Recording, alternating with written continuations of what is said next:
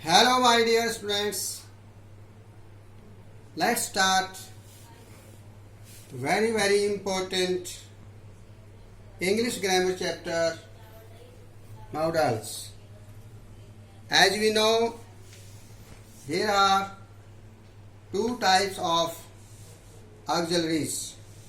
First is primary auxiliaries and second is modals auxiliaries. Here are primary auxiliaries related to be, is, am, are, was, were. To have, has, have, had. To do, does, did. Primary auxiliaries हमने जैसे tenses वाले part में हमने discuss किया था कि जगह जगह हम यूज करते हैं प्राइमरी ऑक्सिलरीज को, इज एम आर को, वाज वर को, हैज हैव हैड को, डू डज या डिड को. Today we are discussing about modals auxiliaries. These are modals auxiliaries: shall, will, can, could, may, might, should, would, must, ought to, need, dare, used to. आप बच्चे कई बार देखते हैं कि इन words को हम यूज करते हुए कई बार कंफ्यूज हो जाते हैं, असमंजस की स्थिति में हो जाते हैं कि कौन सा वर्ड सेल कहाँ आएगा, विल कहाँ आएगा, शुड कहाँ पर लगाना है हमने, वुड कहाँ पर लगाना है, डेयर कहाँ आएगा, नीड का प्रयोग कहाँ होगा. तो ये जो मॉडल ऑक्सिलरीज हैं इनको यूज हम किन भाव में करते हैं, किस भावना से हम यूज करते हैं, देखते हैं. एबिलिटी के लिए, एबिलिटी योग्यता दर्शाने के लिए, परमिशन अनुमति के लिए, एडवाइस सलाह परामर्श देने के लिए, ऑब्लिगेशन किसी को दायित्व सौंपने के लिए, पर्पस उद्देश्य के लिए, कमांड आदेश या निर्देश देने के लिए, पॉसिबिलिटी संभावना के लिए, नेसेसिटी आवश्यकता के लिए, अनिवार्यता के लिए, कंपल्सन किसी को बाध्य या मजबूरी के लिए, डिटर्मिनेशन दृढ़ संकल्प के लिए, मॉरल एंड सोशल ड्यूटीज नैतिक और सामाजिक कर्तव्य को निभाने के लिए. हम इनमें से विभिन्न तरह से भिन्न भिन्न भाव के अनुसार हम इन वर्ड्स को यूज करते हैं. लेकिन एक समस्या हमारे सामने आती है कि कौन सा वर्ड किस सेंस में हमने प्रयोग करना है. तो ये वर्ड हम आज मॉडल्स का ये मॉडल पार्ट 1 कर रहे हैं. कौन सा कर रहे हैं हम? Part 1. It is part 1. It is part 1. Today we are discussing about models part 1. तो इनमें से आज हम डिस्कस करेंगे कि मॉडल ऑक्सिलरीज के ये वर्ड सेल और विल का कहाँ कहाँ यूज होता है, किस संदर्भ में, और वुड का कैसे यूज होता है. हमने ये तीनों इसलिए लिए कि ये आपस में एक दूसरे से संबंधित हैं, सेल, विल या वुड. आज हम टुडे डिस्कस करेंगे shall, use of will, shall and use of would. देखिए, I shall go to Ambala tomorrow, मैं कल अम्बाला जाऊंगा. He will go to Ambala tomorrow, वह कल अम्बाला जाएगा. अर्थात फ्यूचर की सेंस में, फ्यूचर टेंस के लिए सिंपल फ्यूचर में हम सेल विल का प्रयोग करते हैं, फर्स्ट फॉर्म लगाते हैं. इसी प्रकार फ्यूचर कंटिन्यूस में सेल भी और विल भी का प्रयोग करके फर्स्ट फॉर्म के साथ आईएनजी लगाते हैं. तो सिंपल फ्यूचर को दर्शाने के लिए हम किसका प्रयोग करते हैं? सेल और विल का. Next is will you please help मी, कृपया क्या आप मेरी सहायता करोगे. यानी किसी से रिक्वेस्ट के संदर्भ में रिक्वेस्ट करते हैं हम किसी से, तो उसके लिए भी हम विल का प्रयोग करते हैं, विल या सेल का. Will you please help me. You shall do as I say, तुम ऐसा करोगे जैसा मैं कहता हूँ, जैसा मैं कहता हूँ तुम ऐसा करोगे. ये क्या हुआ? Command.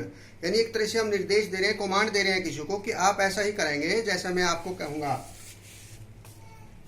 You shall not make a noise, तुम शोर नहीं करोगे, यानी बाध्यता के लिए हम यूज कर रहे हैं। हम किसी को बाध्य कर देते हैं कि आराम से बैठ जाओ, आप शोर नहीं करेंगे, तो वहां भी हम शैल और विल का प्रयोग करते हैं। आई will get first division, determination के लिए, जैसे हमने ये वर्ड देखा था डिटर्मिनेशन, दृढ़ निश्चय, एक निश्चय कर लिया एक विद्यार्थी ने कि मैं फर्स्ट डिवीजन प्राप्त करूंगा।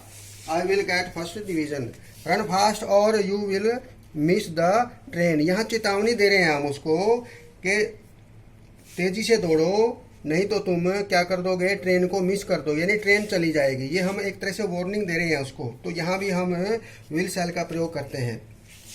कंडीशन के लिए, if you work hard you will pass, यदि तुम मेहनत करते हो तो पास हो जाओगे। ये एक तरह से कंडीशन हो गई कि मेहनत करोगे तो पास हो जाओगे, तो यहाँ भी हम विल शैल का प्रयोग करते हैं किसी कंडीशन को दर्शाने के लिए। Shall I carry your heavy bag, क्या मैं आपका ये भारी बैग उठा लूं। हम किसी से जैसे प्रश्न की मुद्रा में रिक्वेस्ट नहीं करते किसी से, किसी के पास भारी बैग है, हम कहते हैं क्या मैं आपका भारी बैग उठा लूं, तो वहां भी हम शैल विल का प्रयोग करते हैं, shall I carry your heavy bag.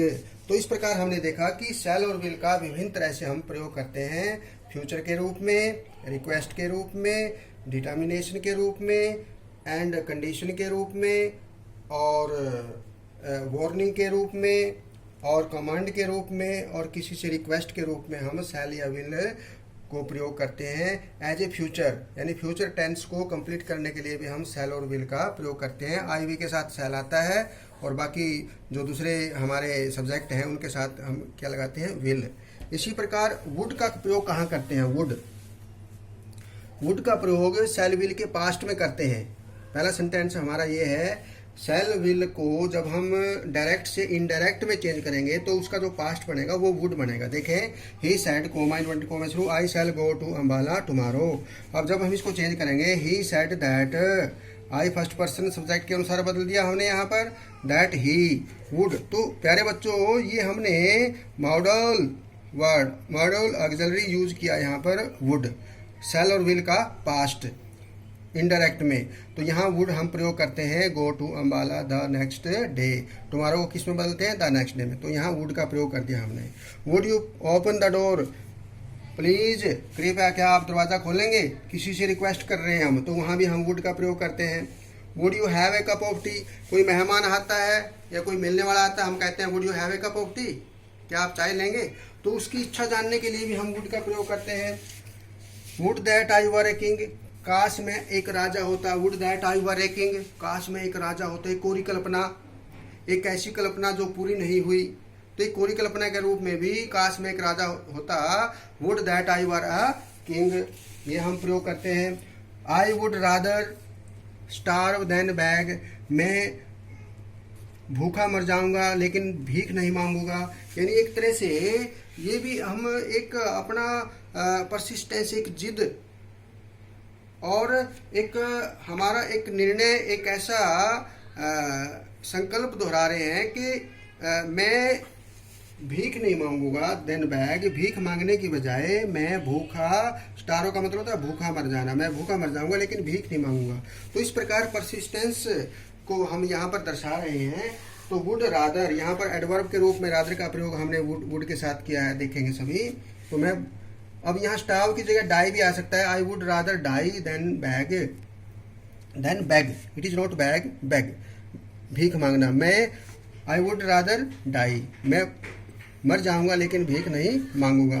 तो इस प्रकार इस कंडीशन में भी हम वुड का प्रयोग करते हैं। If you worked hard you would पास, जैसे हमने यहाँ कंडीशन रखी थी, if you work hard, first form hedge will, यहाँ सेकंड फॉर्म है।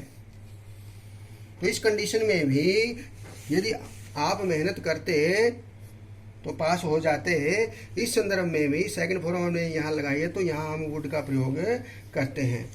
Gandhi ji would spin every day, और ये जो भूतकाल की एक ऐसा कार्य है जो गांधी जी लगातार करते थे, और उस कार्य को दर्शाने के लिए भी हम भूतकाल के लगातार किए जाने वाले कार्य को दर्शाने के लिए भी हम किसका प्रयोग कर रहे हैं, वुड का। Gandhi ji would spin every day, Gandhi ji प्रतिदिन सूत काता करते थे। तो प्यारे बच्चों, आपने देखा primary auxiliaries, is, am, are, was, were, do, did, does, has, have, had, ये हम प्रयोग करते हैं जब सेंटेंस लिखते हैं उसके किसी कार्य को, एक्शन वर्ड को दर्शाने के लिए।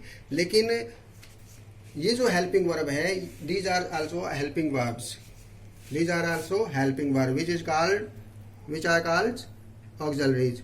तो इन वर्ब को, हेल्पिंग वर्ब को यूज करने का जो ढंग है हमारा, किसके संदर्भ में ये प्रयोग होंगी?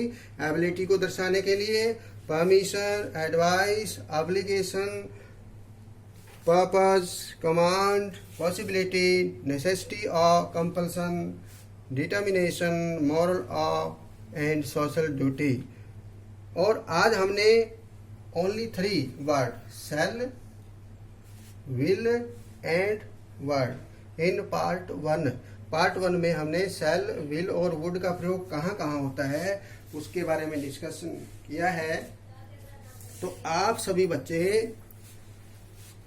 देखेंगे इसको, वीडियो को बार बार, और आपस में डिस्कस भी करेंगे, एक दूसरे बच्चे को भी बताएंगे कि जो मॉडल ऑक्सिलरीज हैं उनको किस संदर्भ में कहाँ कहाँ पर यूज किया जाता है। तो हमने फर्स्ट पार्ट में जैसे सेल और विल और वुड का प्रयोग कहाँ कहाँ किस संदर्भ में किया जाता है उसके बारे में डिस्कस किया।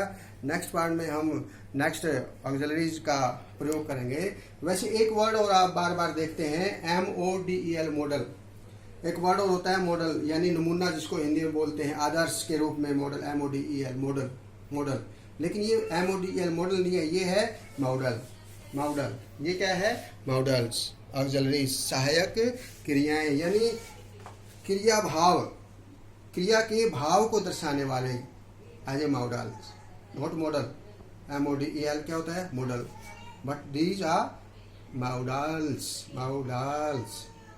सहायक क्रियाएं, क्रिया के रूप को, उसके भाव को, क्रिया के भाव को दर्शाने वाले शब्द को मॉडल्स कहा जाता है। और ये मॉडल्स कौन कौन से हैं? Auxiliary modal, shall, will, can, could, may, might, should, would, must, ought to, need, dare, use to. तो ये कहाँ कहाँ यूज होती है, किस संदर्भ में हमने सेल, विल और वुड का प्रयोग किया है। आप सभी बच्चे आपसे डिस्कस करेंगे, दूसरे को बताएंगे और नेक्स्ट पार्ट को देखेंगे। और इस फर्स्ट पार्ट को बड़े ध्यान से देख करके आपस में डिस्कस करते हुए अपनी जो कमी है उसको दूर कर लेंगे। ओके, थैंक यू, धन्यवाद, बाय बाय।